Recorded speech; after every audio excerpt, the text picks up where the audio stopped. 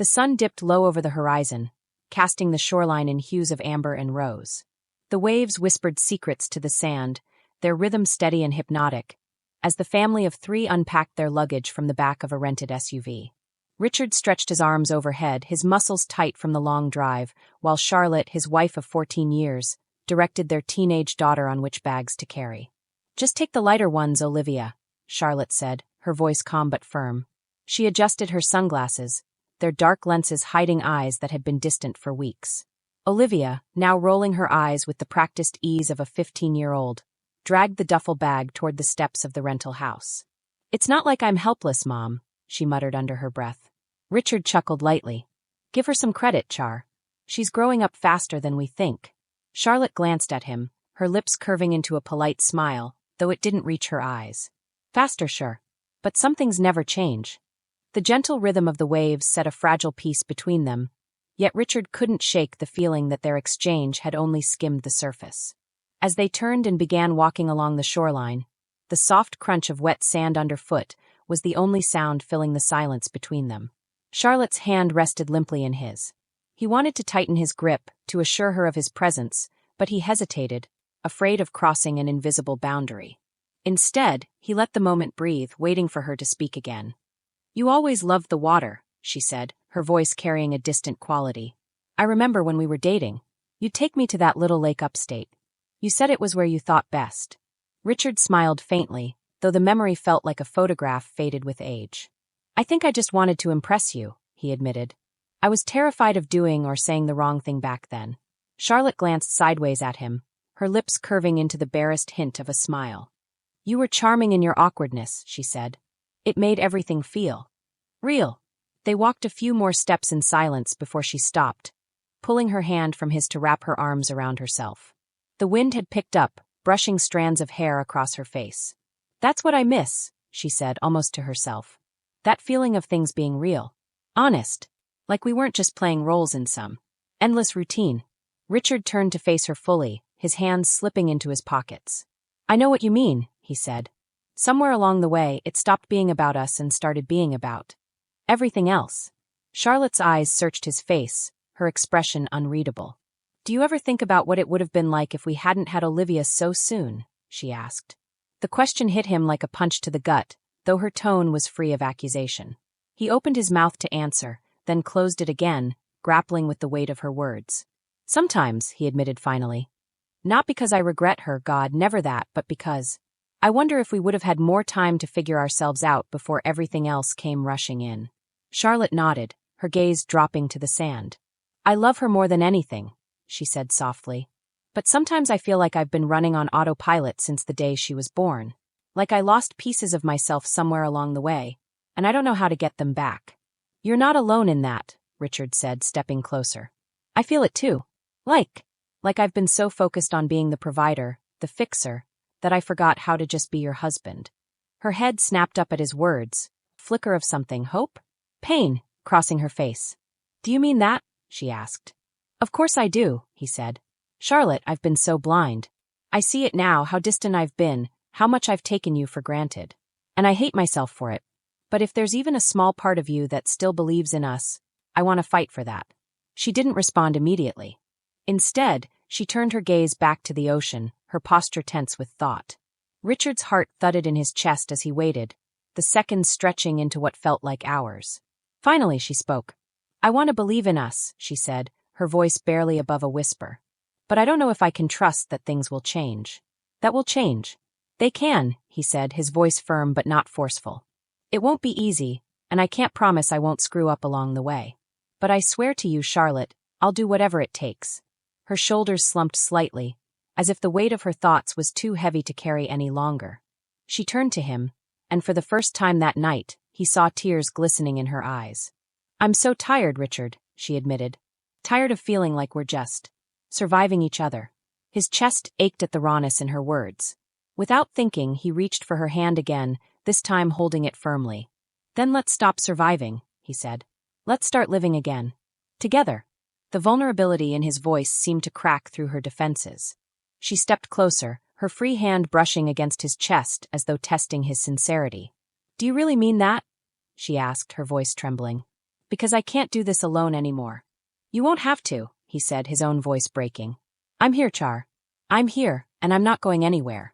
For a moment they simply stood there, the ocean whispering around them, the weight of their shared pain hanging in the air. Then, slowly, Charlotte leaned into him, her head resting against his shoulder. Richard wrapped his arms around her, holding her as tightly as he dared. The gesture wasn't a solution, nor was it a promise of a perfect future. But it was a beginning, a fragile, tentative step toward mending what had been broken. And for now it was enough. The words hung in the warm air, their edge sharper than intended. Richard's smile faltered for a moment before he busied himself with the heavier suitcases. He caught a faint scent of salt and sunscreen as a breeze rolled in from the ocean, stirring the light fabric of Charlotte's dress. She had always loved the sea, he remembered, though it had been years since they'd visited. The house was a vision of coastal charm, whitewashed walls, wide windows that opened to the waves, and weathered wooden floors that creaked underfoot. By the time they had settled into their respective rooms, the evening had settled fully over the beach. Richard found himself standing on the deck, a beer in hand, as he watched the waves roll in under the emerging starlight. "Long day," a voice asked softly from behind him. He turned to see Charlotte, a glass of wine in hand. The light from the house framed her silhouette, casting her features in soft shadow. For a moment, she looked like the woman he'd married, untouched by the years, unburdened by the weight of time. "Feels longer than it probably was," Richard replied. He motioned toward the waves. "Nice view, though." She stepped closer, leaning on the railing beside him. Her fingers grazed the wood, delicate and hesitant. "It's why I picked this place. Thought we could all use a change of scenery." He glanced at her, searching her face for the warmth that had been missing. "It's a good choice. Thanks for organizing everything." She nodded, her lips pressed tightly together. The silence between them stretched, broken only by the distant rush of waves and the occasional chirp of a cricket. He took a long sip of his beer, wondering if the tension he felt was real or imagined. "I'm going for a walk," she said suddenly, setting her glass down on the railing. "Just down the beach." He opened his mouth to offer to join her, but the look in her eyes stopped him. It wasn't a request, it was a statement. "Okay," he said, watching her step off the deck and disappear into the dusk. The house felt cavernous and too quiet after she left. Richard wandered through the living room, checking on Olivia, who was already buried in her phone, headphones in and oblivious to the world outside. He hesitated near the door, then grabbed his jacket and decided to follow the shoreline. Charlotte's footprints were easy to find, her delicate stride weaving a path near the waterline. He walked slowly, giving her space but not ready to let her drift entirely away. The night air was cool, carrying the scent of salt and something bittersweet. As he rounded a curve in the shoreline, he spotted her. She was standing ankle-deep in the water, her shoes left in a neat pile nearby. The hem of her dress swayed in the breeze, and her arms were wrapped around herself as though holding in something fragile. "Char," he called gently, his voice carrying over the waves. She didn't turn immediately, her posture stiffening as though caught off guard. When she finally looked back, her face was unreadable. "Couldn't resist following, huh?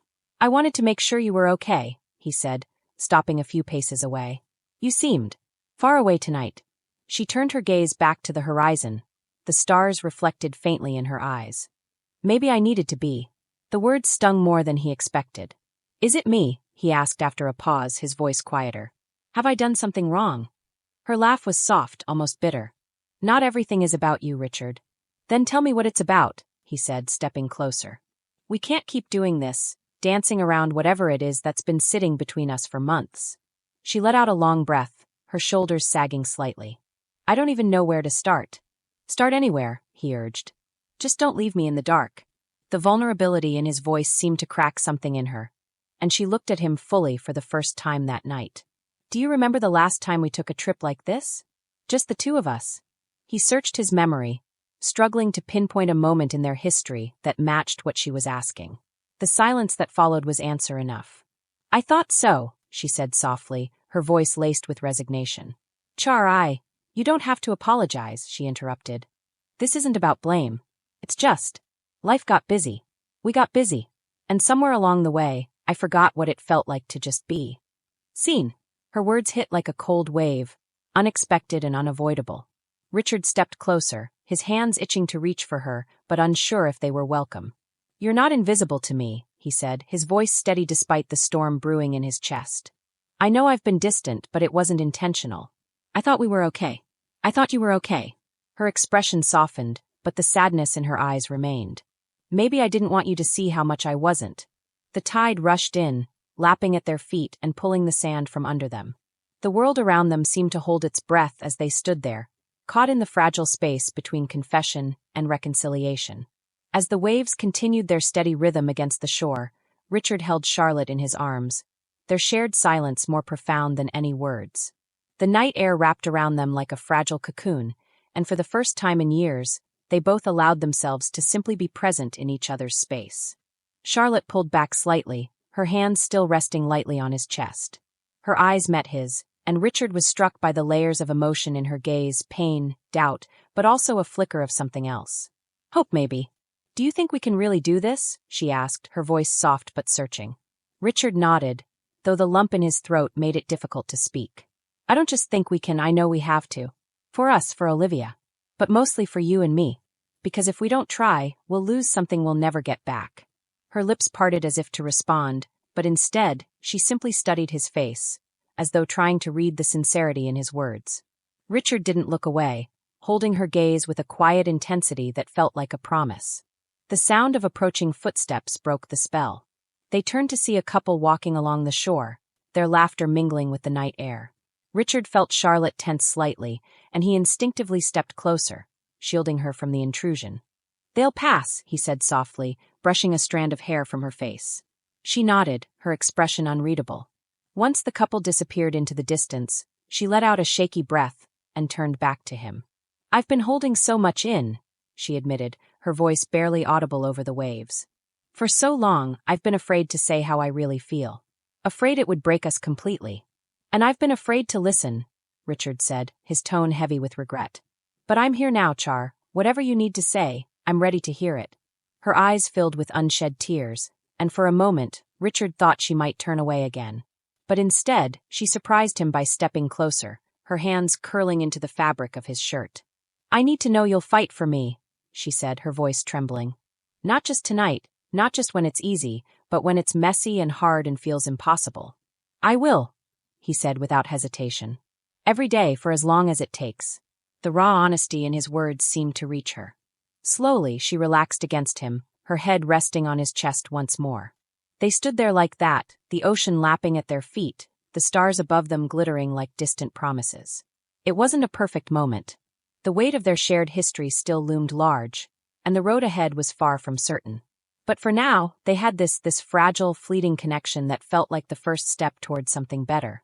And for the first time in a long time, Richard allowed himself to believe in the possibility of healing. Together, the faint glow of dawn began to seep into the horizon, casting soft hues of pink and orange over the ocean.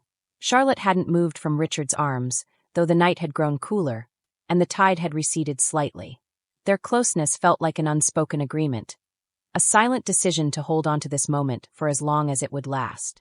I used to watch the sunrise from our porch, Charlotte murmured, breaking the quiet. Every morning, while you were getting ready for work. It was my time, my space to think. Richard ran his fingers gently through her hair, his touch tentative but reassuring. What did you think about? Us, she admitted, her voice tinged with vulnerability. What we used to be, what we'd lost, and whether we could ever find our way back. He swallowed hard, the weight of her words settling into his chest. And now, what do you see when you look at the horizon? Charlotte tilted her head, her gaze fixed on the emerging light. Possibility, she said softly. But I'm scared, Richard. I don't want to lose myself again trying to fix something that might already be too broken. You won't, he said firmly, his hands cupping her face so she would look at him. Whatever happens, you'll never lose yourself again. I promise you that. Her lips trembled, and for a moment, Richard thought she might pull away. Instead, she reached up, her fingers brushing against his. You say that now, but... I mean it, he interrupted, his voice steady. I didn't fight for you the way I should have before. I won't make that mistake again.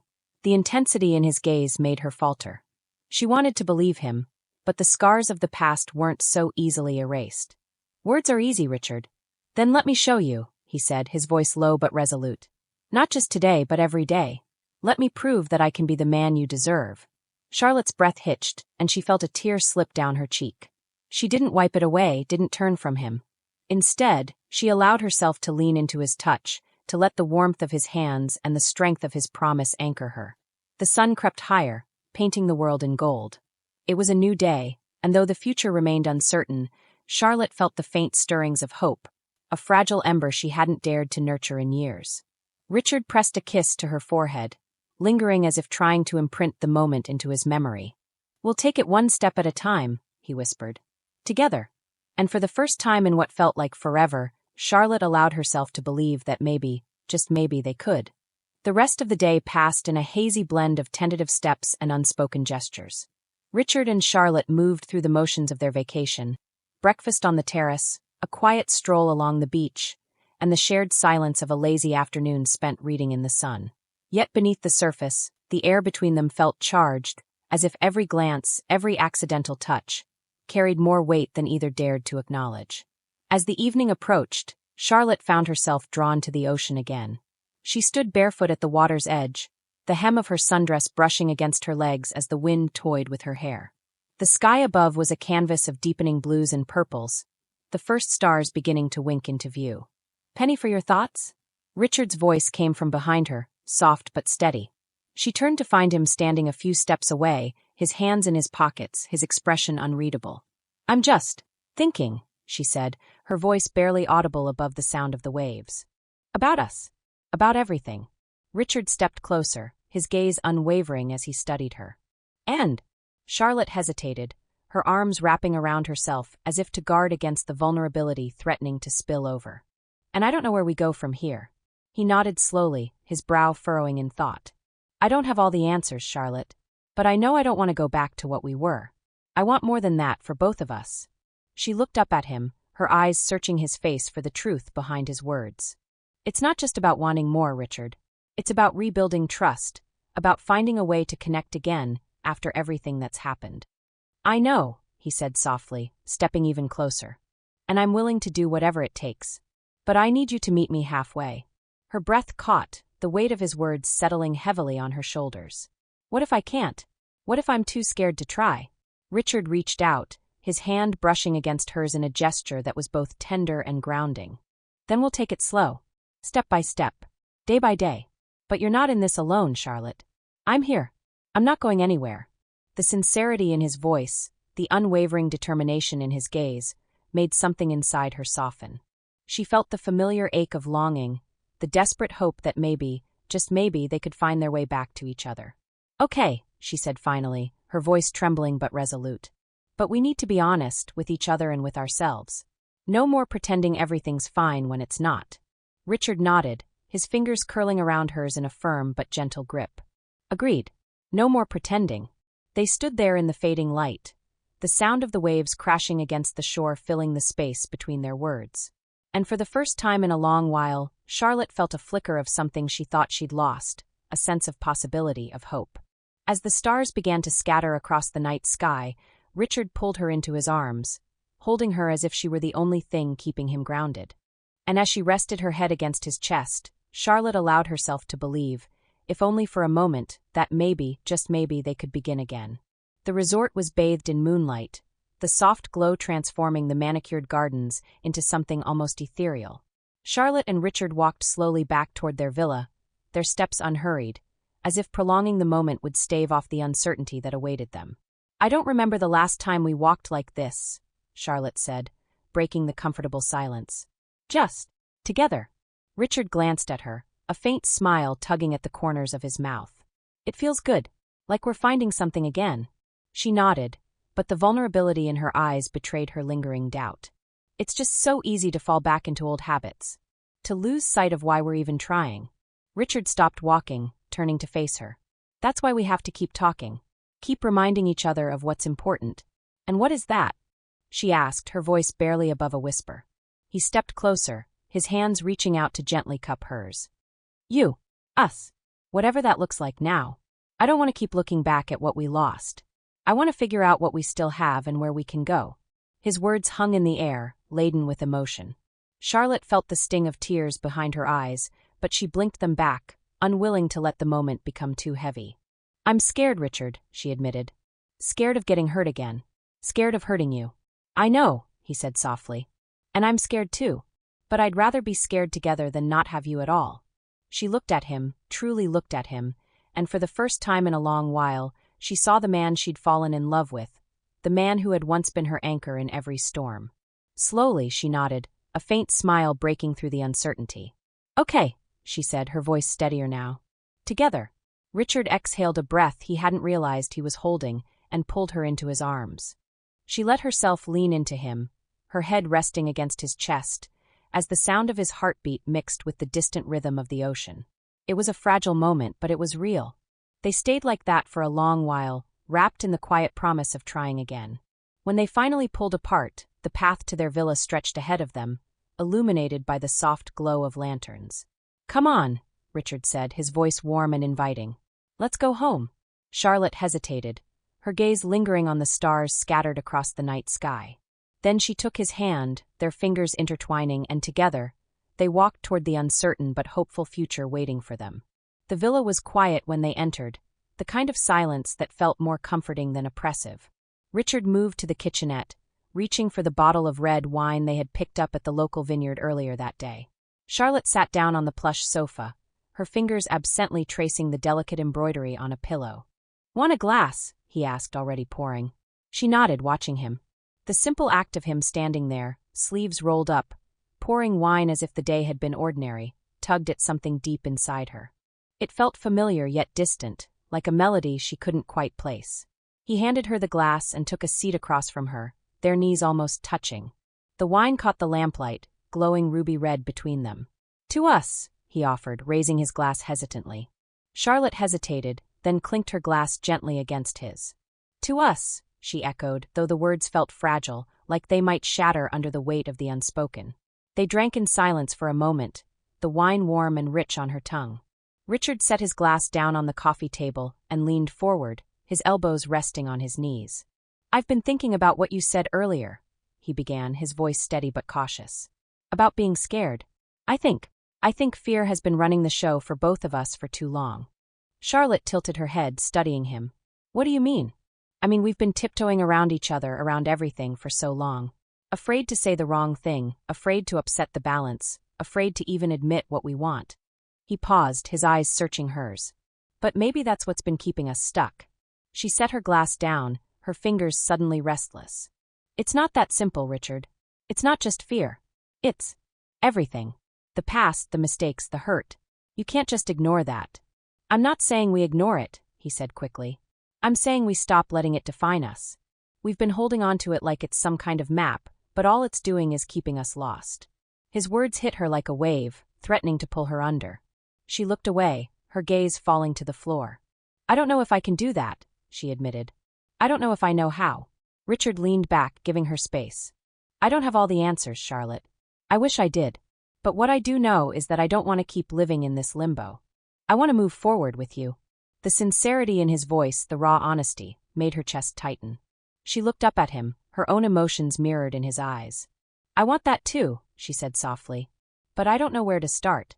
He reached out, his hand hovering just above hers before settling gently on top of it. We start here. With this. With us. The warmth of his touch, the steadiness of his words, grounded her in a way she hadn't felt in years. Slowly, she nodded, a faint smile breaking through the cracks of her uncertainty. Okay, she whispered. Here. They stayed like that for a long moment, the space between them filled with quiet understanding. Outside, the ocean murmured its eternal rhythm, a reminder that even the strongest waves eventually find their way to shore. The room felt lighter somehow, as if the air had shifted with their fragile truce. Richard leaned back, his hand reluctantly withdrawing from hers. He picked up his glass again, his movements unhurried, as though savoring the stillness between them. Charlotte exhaled softly and stood, the hem of her dress brushing her knees as she crossed to the window. She pushed the sheer curtain aside and looked out at the ocean, its dark expanse broken only by the moon's silvery path. We used to talk about living by the sea, she murmured. Do you remember? You always said it would be good for the soul. Richard smiled faintly, his gaze fixed on her silhouette. I still believe that. Something about the ocean, it puts things in perspective. She turned to face him, her expression unreadable. Then why didn't we? He hesitated, the answer lingering on the tip of his tongue. Life got in the way, he said finally. Work, the kids, the noise. Charlotte nodded, as if she had expected that answer. She let the curtain fall back into place and returned to her seat. Her wine glass was still half full, the deep red liquid reflecting her unease. "Do you ever wish we'd done things differently?" she asked, her voice barely above a whisper. Richard met her eyes, the weight of the question settling over him. "All the time," he admitted. "But wishing doesn't change the past. It just makes you forget to live in the present." Her throat tightened at his honesty, and she looked down at her hands, twisting the gold band on her finger. "It feels like we've been holding our breath for years," she said. "Waiting for I don't even know what." He reached across the table, his fingers brushing hers once more. "Then maybe it's time we stopped waiting." The vulnerability in his eyes was disarming, and for a moment, Charlotte felt the wall she had so carefully built between them begin to crack. She hesitated, then let his hand close over hers, the familiar weight of his touch both comforting and terrifying. "What if we can't fix this?" she whispered. "Then at least we'll know we tried," Richard said, his voice steady. "But I think we can. I think we owe it to ourselves to try." The conviction in his words stirred something deep within her, a flicker of hope she had almost forgotten. She nodded slowly, her grip on his hand tightening. "Okay," she said softly. "Let's try." They sat like that for a long time, the silence between them no longer heavy, full of possibility. Outside, the ocean continued its relentless rhythm, its waves whispering promises of renewal. The sound of waves crashing against the shore filled the room, a steady, rhythmic cadence that seemed to echo the unspoken words lingering between them. Richard leaned forward, his fingers tightening around Charlotte's hand. For the first time in years, he felt something stir, an ember of the connection they once shared, faint but persistent. Charlotte let her gaze drop to their joined hands, her breath hitching as she traced the familiar lines of his fingers. "I don't even know where to start," she said softly. Her voice carried a tremor, vulnerability slipping through the cracks in her composure. "We start here," Richard said, his tone firm yet gentle. "Right now. No past, no future. Just us." The simplicity of his words settled over her like a blanket, warming and grounding. She lifted her eyes to meet his, and for a moment, the years of distance, arguments, and unresolved hurt seemed to dissolve. What remained was raw, unfiltered truth. Two people who had lost their way but hadn't stopped searching. The room seemed smaller now, intimate in a way it hadn't been moments ago.